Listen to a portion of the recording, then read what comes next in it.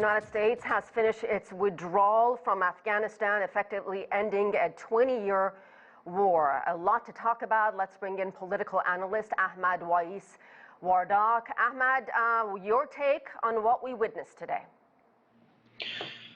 Well, it was inevitable. Any of us who were following the developments over the past years, it was inevitable that the U.S. will withdraw and the Taliban will take over, but we didn't actually know that the government will collapse. We all actually hoped that there will be a transition, an orderly transition from Ghani's government to the Taliban's, but the government collapse has actually posed a lot of challenges not only to the United States but also the Taliban. The Taliban are now in a test to actually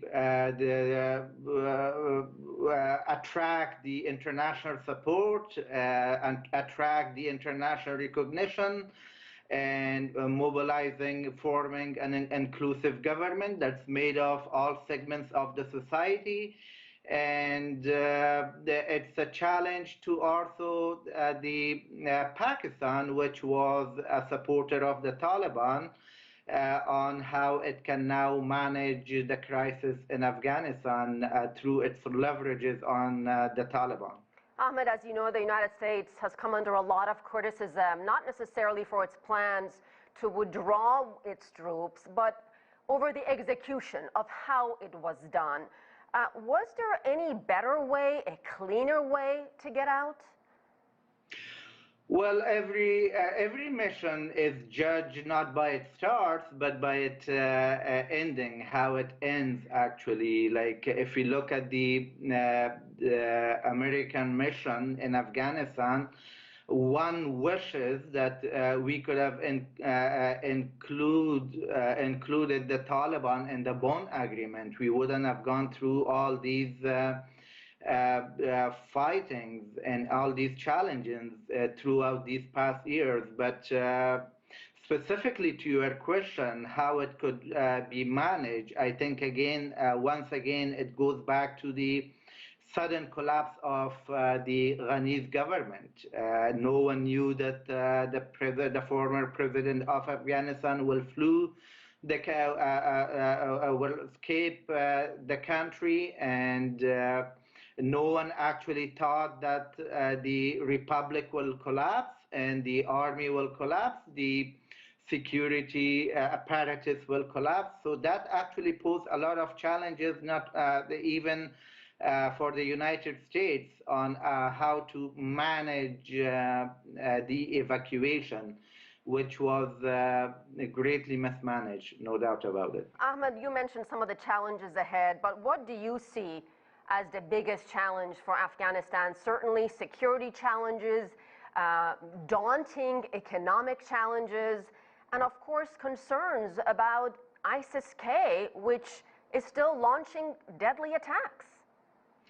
Definitely. One of the problems was that the Taliban, as soon as they took over the big cities, they prematurely released the prisoners, and among them were some of the ISIS fighters. So now they not only release the ISIS fighters, but also now they will be they're fighting them once again. So that was one of the mistakes the Taliban did before taking the control of the state.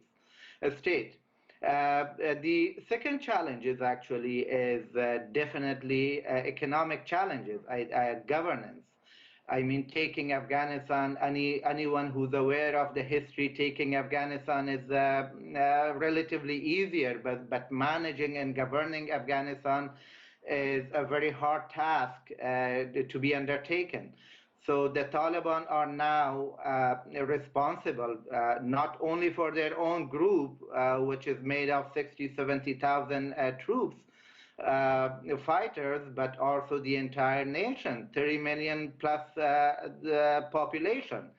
So economic challenges are another issue. Security challenges are another issue, like the neighboring countries they have to feel secure from Afghanistan. If ISIS-K is operating in Afghanistan and the Taliban are fighting the ISIS-K, so it also affects the developmental projects. So there are a ton of challenges that the Taliban are now facing.